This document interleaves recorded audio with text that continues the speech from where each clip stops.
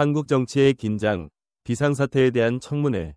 윤석열 대통령과 김용현 전 국방부 장관이 헌법재판소 심리에 함께 출석하면서 대한민국의 정치 상황은 국민의 특별한 관심을 끌고 있습니다. 비상사태 선포와 관련 당사자들의 책임을 둘러싼 논란은 정치적 분열을 심화시키고 있다. 윤석열 총장과 김용현 전 장관, 팽팽한 대립. 오늘의 심리는 윤석열 총장이 탄핵과 관련된 신문에 참여한 네 번째 사례입니다. 비상사태 선포 관련 문건 초안을 작성하는 핵심 인물로 알려진 김용현 전 국방부 장관이 등장한 것이 가장 큰 볼거리 중 하나다. 그러나 논란의 여지가 있는 것은 누가 진짜 책임자인가이다. 윤 총장은 김 씨가 자신의 지시 없이 문서를 작성했다고 주장한 반면 전 장관은 대통령이 그 내용을 확인하고 동의했다고 주장했다. 이로 인해 양측이 상충되는 증언을 했고 공판 중에 긴장된 분위기가 조성되었습니다. 최상목 수첩이라 불리는 이 문서는 수사의 핵심이며 비상사태 선포와 관련된 지시사항이 담겨있는 것으로 추정됩니다.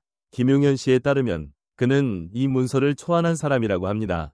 그러나 이 문서는 다양한 단계를 거쳐 배포되었고 의사결정 과정의 투명성과 책임성에 대한 의문이 제기되었습니다. 수사관들은 문서와 저장 장치 등 몇 가지 중요한 증거를 압수했으나 일부 증거는 파기되었습니다. 이 사건은 관련 계획을 시행한 목적과 방식에 대한 의문을 더욱 제기합니다. 국회 내 야당은 윤 대통령이 권력 유지를 위해 권력을 남용했다는 의혹을 강하게 비판했다. 야당에 따르면 이러한 행동은 헌법을 위반할 뿐만 아니라 국가의 민주주의 체제를 심각하게 위협합니다.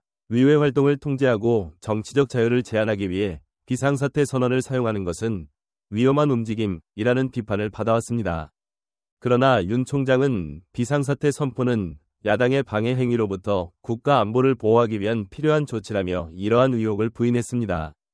또한 청문회는 윤 대통령이 비상사태 선포와 관련된 조치를 실제로 지시했는지에 대한 의문에 초점을 맞췄습니다. 고위 공무원과 대통령 참모를 포함한 여러 증인은 상충되는 증언을 했습니다. 이로 인해 상황은 더욱 복잡해졌습니다. 더욱이 윤 총장이 관련 자료 제출을 거부하는 등 조사에 협조하지 않는다는 의혹이 제기되면서 여론의 압박이 커지고 있다. 투명성의 부족은 그의 평판을 손상시킬 뿐만 아니라 법률 제도에 대한 대중의 신뢰를 떨어뜨린다는 의견이 있습니다. 특별검찰위원회를 비롯한 수사기관은 진실을 밝히기 위해 더 많은 증거와 증언을 수집하려 노력하고 있습니다. 하지만 그들은 이해관계자들의 협조 부족, 일부 증거가 지워졌을 가능성 등 많은 어려움에 직면해 있습니다. 한편 헌법재판소는 최종 판결을 내리는데 중요한 역할을 합니다. 판사들은 증거, 상충되는 증언, 그리고 사건의 정치적 의미를 평가하는 어려운 과제에 직면하게 될 것입니다. 비상사태에 대한 조사와 심리는 법적 사건일 뿐만 아니라 한국의 정치와 법률 제도에 대한 시험이기도 합니다.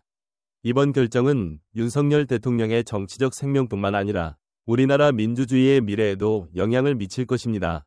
전문가들은 이 사건이 투명하고 공정하게 처리되지 않는다면 정치적 분열이 심화되고 정부에 대한 국민의 신뢰가 떨어질 수 있다고 경고했습니다.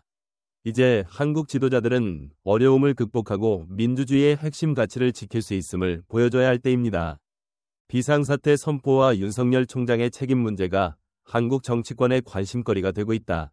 국내외 여론은 이 사건의 추이를 주의 깊게 지켜보고 있으며 다가올 판결은 현재의 정치 상황뿐만 아니라 국가의 장기적 미래에도 큰 영향을 미칠 것입니다.